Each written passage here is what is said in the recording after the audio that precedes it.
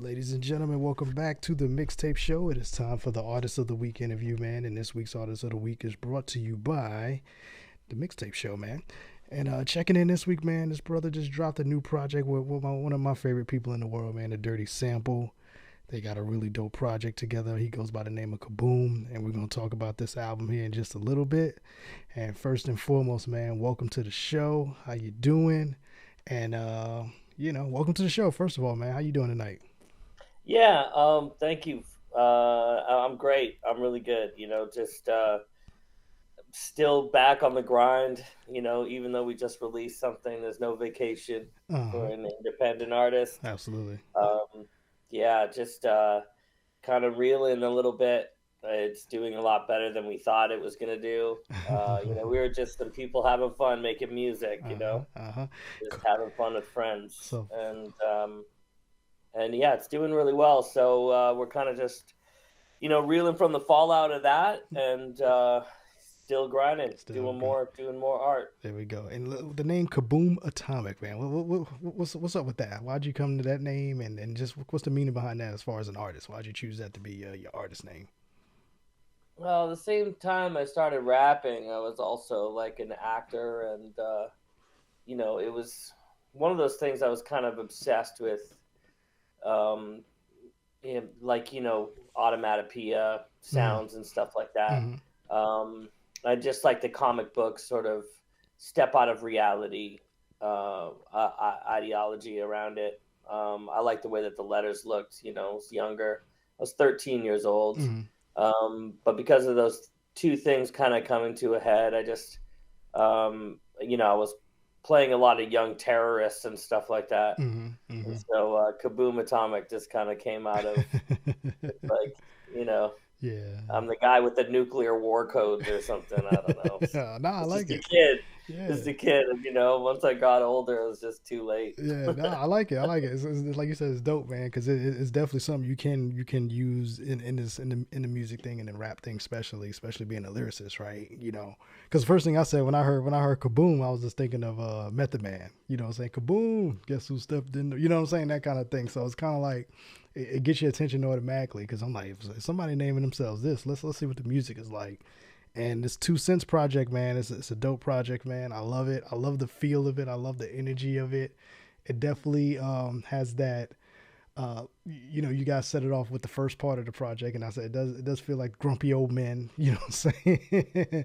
Feel to it. It's a fun thing. I like the wordplay on this project. And you said you're reeling from it a little bit too, man. So I'm assuming the feedback you've been getting has just been like kind of like something you haven't been expecting. Talk about that, man. Well, what is it about this project that surprised you as far as how the people are taking it in?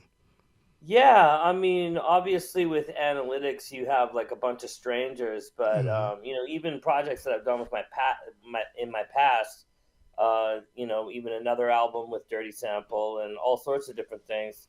I'll send it to my friends, and I won't hear back for a Mm-hmm. while, Yeah. or I won't hear back at all. And not like they were crap. Maybe there was just some thing about this record, the way it was laid out, how chill it was, the conceptual elements to it. Mm-hmm. Just two old men barking at the moon. There was something that came together with it that even my friends were kind of like hitting me up and going like, yo, I've been listening to this. Like, I just cleaned the house to it. Like, Yeah. it's sick. Yeah. It's an adult rap album. It's funny because I've been rapping for a really long time, and I've seen a lot of rappers. As they get older, Mm-hmm. they're still kind of skateboarding around. Mm-hmm. They're still just trying to sound young or relevant. And yeah, I'm just saying, you got to embrace your age, baby. Like, Absolutely. Absolutely. Celine Dion, this stuff. Absolutely. These grades are a mark of honor, right? You know what I'm saying? You Yeah. gotta you gotta love it, right? And like you said, man, it's just everything's always about timing, right? And I think we're living in a time, um, it's just a weird time and space right now, right? So people who listen to music want to get away from what's going on. So whenever you hear quality music like you and Dirty put out with this project, it just resonates a little bit more, right? Because it's kind of like, man, these guys are saying what I've been thinking this whole time about this, or they feel how I feel about this thing. This is a crazy space that we're in right now, and I am a little grumpy about it. You know what I'm saying?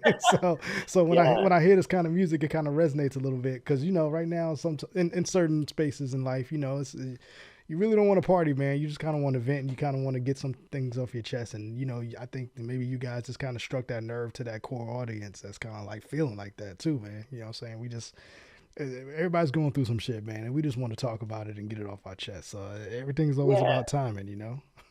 yeah, for sure. I mean, I'm not a journalist or anything like that. I mean, at the end of the day, it's just music, Mm-hmm. and it's just my opinion. Mm-hmm. It's funny because this, even in the state of hip hop, you see a lot of these people. They are all blasting their opinions, and they complain about freedom of speech, Mm-hmm.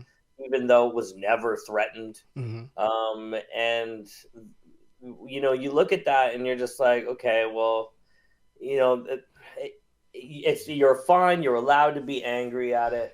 But what's great about making a hip hop record is it's not a conversation. I Mm-hmm. mean, that's soliloquy. Mm-hmm. That's just one, point of view. Mm-hmm. Mm-hmm. And it's music. Yeah.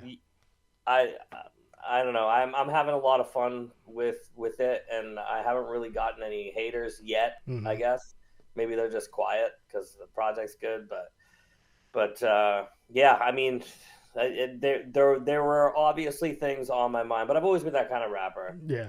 I'm not a journalist. A lot of the things I'm saying are not facts. Yeah. It's just fun to make music, man. uh-huh.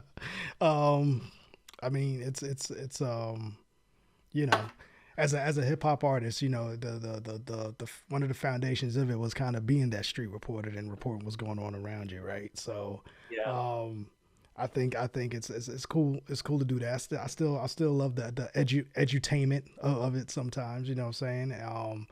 But I also think too that you have a style that when you're reporting certain things, you do it with such a comedy to it and a funness of it that it doesn't sound like you just hitting somebody in the head all the time with just oh come on, like Public Enemy is one of my favorite groups, but sometimes Chuck D is kind of heavy handed with it. You know what I'm saying? So you kind of gotta take a break and listen to from whatever with your music, man. I definitely you can get the entertainment value, but you can also get the message in it too, just so how you deliver it, right? It's always about the delivery.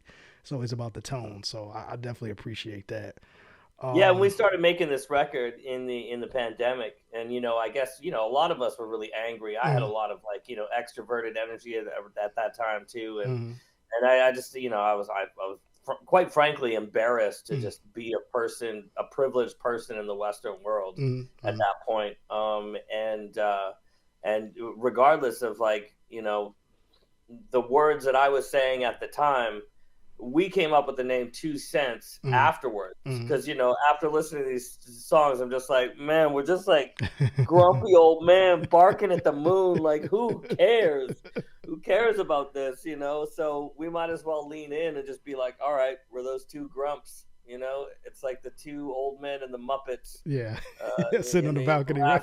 rafters, complaining about the show, and that's that's exactly who me and Dirty Sample are on this So record I for was gonna say sure. his sounds will get like that, right? He does have that grouchy sound. He has those Totally. abstract samples that he throws in there, where it makes you feel a certain type of way. So it's definitely dope.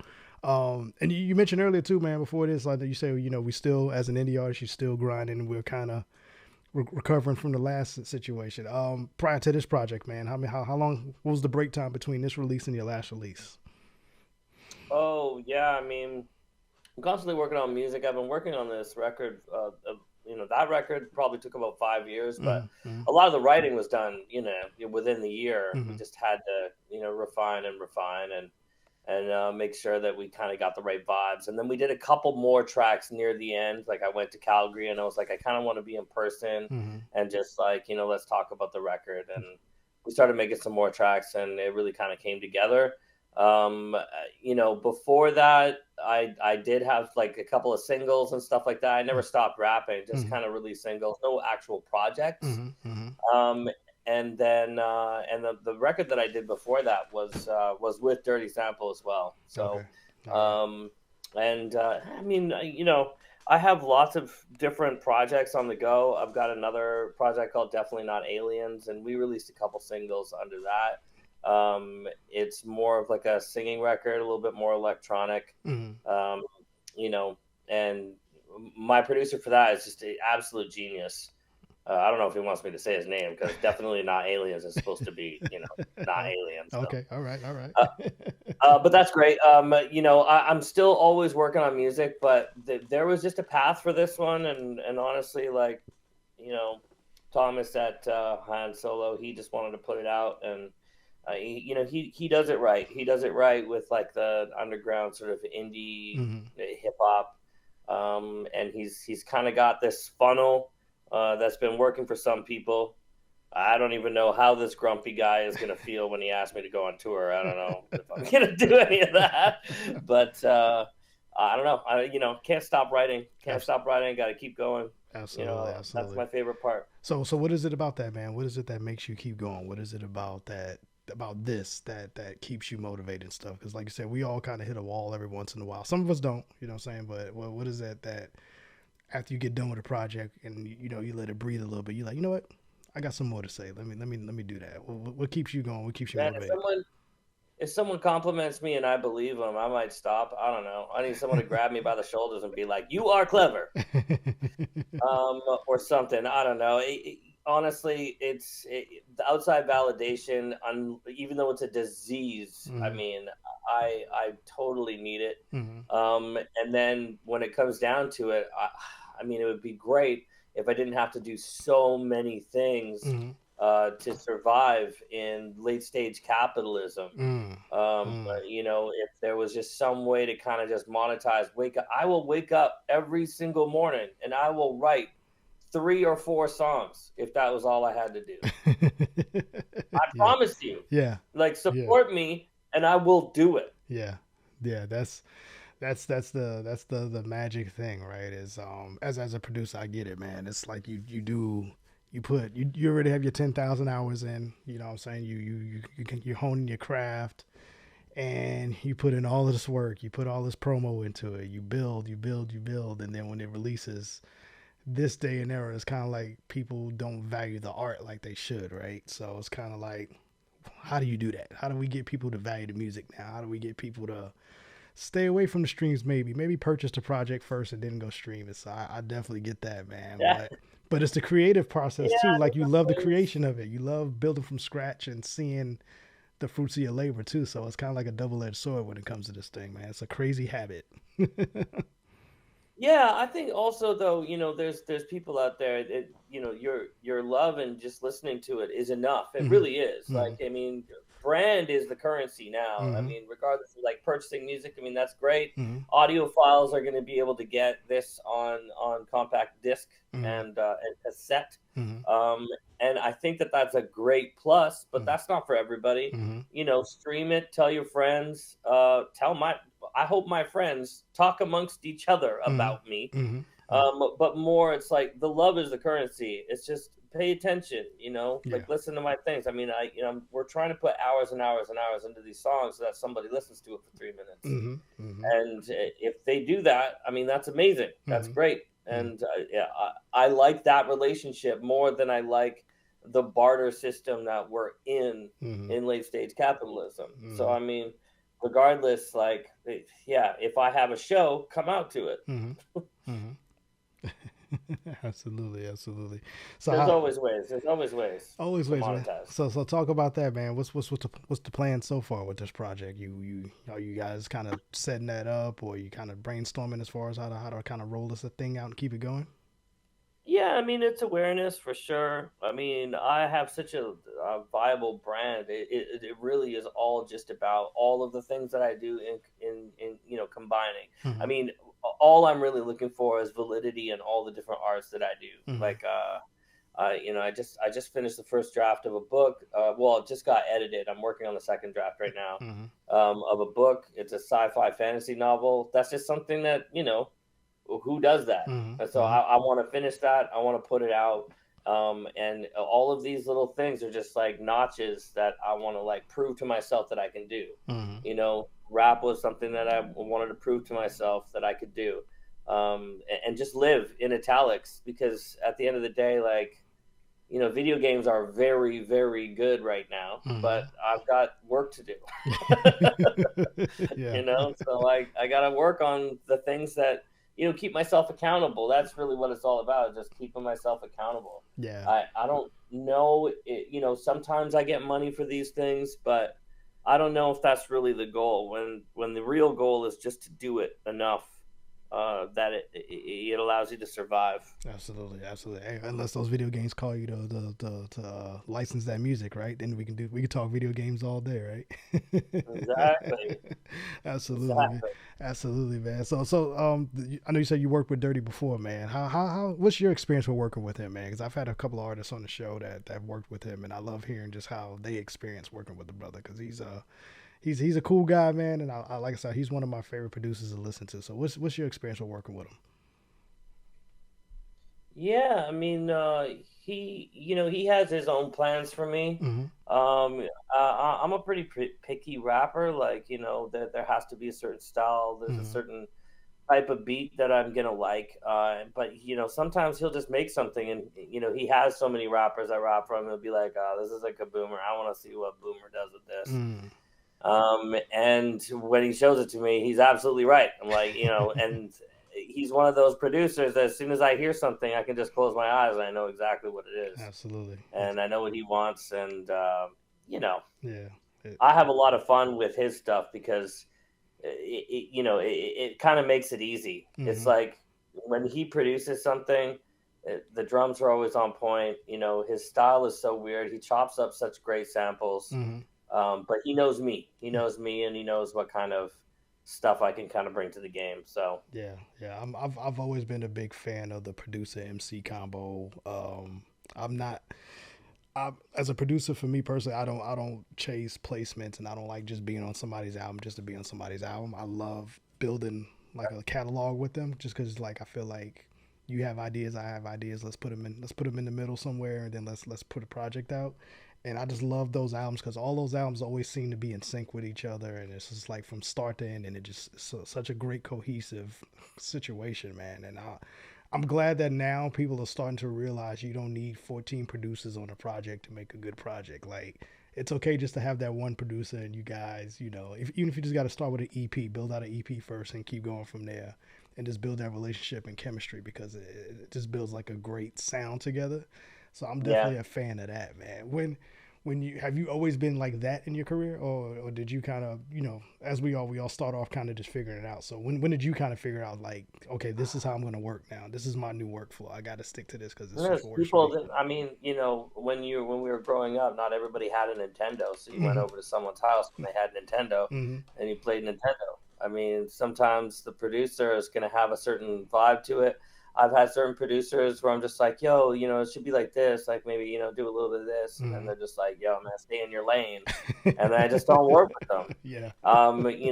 It's funny because there's producers like Moves, and there's producers like, with Dirty Sample. I don't have to say anything. Like, Mm-hmm. well, I mean, Mm-hmm. they know what kind of stuff is that I would want. And when I do say something, it's pretty just like, what if we did it this way? And they're like, Mm-hmm. oh yeah, that Mm-hmm. was definitely the intention. So, Mm-hmm. and this other producer that I work with DNA, with Definitely Not Aliens, like him and I, we kind of build things together. And so that really helps. With Dirty, I can't tell him how to do his stuff Mm-hmm. at all. There's no, he already has that vibe. He has that sound. Yeah. Every once in a while, I'll be like, hey, put a gap here. Like, I'm a good songwriter, so Mm-hmm. like, Mm-hmm. for instance, in Don't Bother, there's this phone call. Um, uh, it's like rappers don't say who they are, like ghost calls or something like that, and then it cuts out, and it's like, a ghost calls like Mm-hmm. hello, and there's Mm-hmm. nobody. Mm-hmm. Mm-hmm. So yeah, those types of like production things, I just put him in, and I don't really need to tell him much. He just kind of figures it out, and he's old school too, man. I can't tell him, be like, oh yeah, put on a slap delay here and like, make this sound like he's just like, this beats, man. What are you talking about? Yeah, yeah. No, no, I definitely come from that school of you know, a producer produces it after the fact, right? You make the beat first, the MC records to it, and then you kind of go from there to create the song. And like you said, you may go in there and you may fix some things up, and you may drop out some things where you want to put an That's right. emphasis on it and all of that. And to me, that's the whole beautiful process of creating a record too, man. It's like, you have your idea, then you have your idea, then it's like, oh, we kind of see where we was going with each other. Now let's go ahead and put the glue to this thing. So I definitely appreciate that vibe as well, man. So congratulations. Like I said, the project is dope. The project is really dope. I love the sound of it. It does have me wanting to hear more. Like I said, it's just long enough where it gives you enough, but it's kind of like I kind of want to see what else you guys have cooking up sometime down the road. So I definitely would appreciate and love to hear what you guys Yeah, I cook mean, up you later get on. that CD and the cassette. There's two or three tracks that are left out on Nice, purpose nice, nice. on the digital. So there's some extra ones there. And yeah, I mean, there's also some songs that just they weren't ready in time for the Mm-hmm, record. mm-hmm, We mm-hmm, wanted to push it. We wanted to make sure it was 225. mm-hmm. Um, which is like it means something. Like everything means something. 2 cents, of course, is like how much you get for 4 plays. Yeah.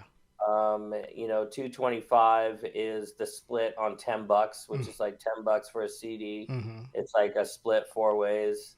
Label gets half, and then him and I split 225. So Yeah. that was why we put it out on February 25th. Nice. There's a lot of like, A lot of Easter eggs in this little project. there's Easter eggs all over this album, man. It's crazy. Like Yeah. if you read the track listing, it's like a dialogue sequence. Mm-hmm. So like all the songs, if you read them, it's like two people talking. Yeah, nice, nice. Now I'm gonna have to go And back and look at that now. Now you got me want to go dig. but yeah, I mean, and when it comes down to the lines, like I concentrated pretty hard on like just in the age of Kendrick, just like having like dissecting the lyrics would take a lot, Mm-hmm. Mm-hmm. Mm-hmm. It's the MC's album, you know what I'm saying? You gotta listen to the words and really listen to what you're saying, right? So we can hear that. Cause now I gotta go back and listen, cause now you don't put me up on game on a little something. So I can't just take it at face value now. So that's that replay value, right? It brings it back to, well, let me listen to that again just in case I missed something. So that's I'm definitely still what it does. listening to Nas and being like, "Oh, I didn't hear that before. That's crazy." Hey, that's yeah. That a lot of that comes with being a little bit mature, a mature ear as well too. Because yeah, same way. I'll listen to some old records and be like, oh, how did I miss that? I didn't even recognize that. Okay, cool. Yep, Okay, totally. okay, okay. I got that, man. Dope, brother, dope, man. So I know we said we got some other stuff going on. You got some projects in the works. Going to work out something with this album. For the people out there, man, how would you, if you had to basically tell somebody who's fresh to your music and you got to make that pitch for them to listen, man, how would you explain your style and just kind of, why should they listen to you? What's the thing about that we got to listen to that and press play on your joints? Yeah, we don't take ourselves too seriously. There's lots of good punchlines in there. Just like, that cleverness. Whatever brought you into rap, whatever it was, this album does have it. Mm-hmm. Because, this is golden era hip hop, Mm. in that sense where the beats are like the samples are really nice and tight. There's lots of really crazy good things going on. It's very chill. It's nice and easy to listen to. Mm-hmm. And then it's punchlines. It's Big L type punchlines. It's like really good, clever wordplay, lots of good rhyme schemes. And to be honest, like I know I'm tooting my own horn here or whatever, but I just, I put a lot of work into this album. So, there's no wasted words. There's no wasted words, and it still has like a nice ease to it. Yeah. It's still kind of like chill and relax. And we've got good videos too. Yeah, You know, yeah, definitely, definitely, definitely. Yeah, no, it's a good listen. It's a good, like I said, it's a good 40-minute listen. Nothing wrong with that. You keep your attention. You don't stray. No bars off for sure. And like you said, the sound of the project is crisp. But like I'm a huge fan of how some people overproduce an album, and it's just kind of like, man, you didn't have to, like, it doesn't have to sound crispy, crispy, crispy. You know what I'm saying? Like I'm okay with a lot of tracks having a little irregularities in it. You know what I'm saying? Where, like I said, Dirty may have missed the point to hit that snare or something like that, but it sounds dope though. Like I like that kind of stuff, and I Yeah. love so that's what I love about this too, man. It's a really dope album. It's not too overly produced. It's not extra digital sounding. It just sounds like you said, a golden era type of record, man. And that's my lane. So I definitely back in this project and gonna load some joints up on the station and play some joints on the show. And Oh, just thanks. can't. Now you got me as a fan, man. You got me going back listening to the old catalog. So I appreciate you for what you do as an artist and the MC. And Yeah, I got lucky.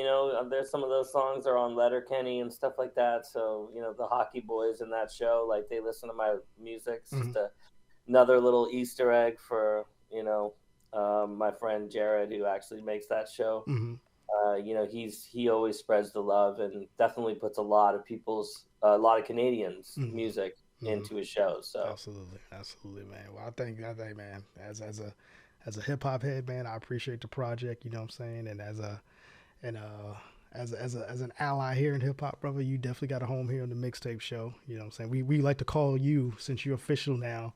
I call my guests Boom Bap alumni. That's the if you that means when you come on the show the first time, just the door's always open. Whenever you got something you want to promote, you and Tom's can reach out, and we'll get you booked here again, man, and come back and let's talk about the next project, and we'll go from there, man. The door's always open for you, brother. I love that. Thanks, man. Not a problem, man. Tell the people where they can follow you on social media and the best way to tune into that music. Yeah, everything's at Kaboom Atomic, but you can definitely search me on the Spotify and iTunes. But the best way to listen to my music and support me is through Bandcamp or through handsolorecords.com. So Absolutely. that's where you're going to find all of the good stuff, and you can find some good Canadian hip hop as well in there. Absolutely. We got a lot of Canadian hip hop on this show. I don't know how and when, but all of a sudden, over the past few years, we've felt like we've been a nice little pipeline for Canada hip hop. Thomas is probably a big part of that as well. My guy, I work personally with a guy named Lindor. I don't know if you're familiar with Lindor's music. That's my dude.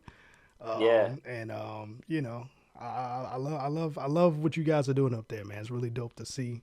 And like I said, I just love the Canadian hip hop scene. For the artists who are out there really pushing it, this is always gonna be home to you guys. Even though we're going through all this political shit that I have nothing to do, you have nothing to do with. So we just gonna keep it with the people and let the that's politicians. right. You know what Hey, I'm saying? man, you couldn't have said it better. It's like it doesn't matter what's going on in this auxiliary world. Mm-hmm. Like there's no war that can take down my community, Mm-hmm. and that's really what it's all about. Mm-hmm. Go and visit some mom and pop stores. Go make friends at that cook at the Chinese restaurant. Mm-hmm. Doesn't matter. Mm-hmm. Build community. They're all just people. We're all just Absolutely. people existing. Absolutely, man. I'm always about the people, man. And like you said, go visit the mom and pops. Go visit those small businesses. You know what I'm saying? Leave the corporations, leave them alone. Let them deal with that Yeah, other shit.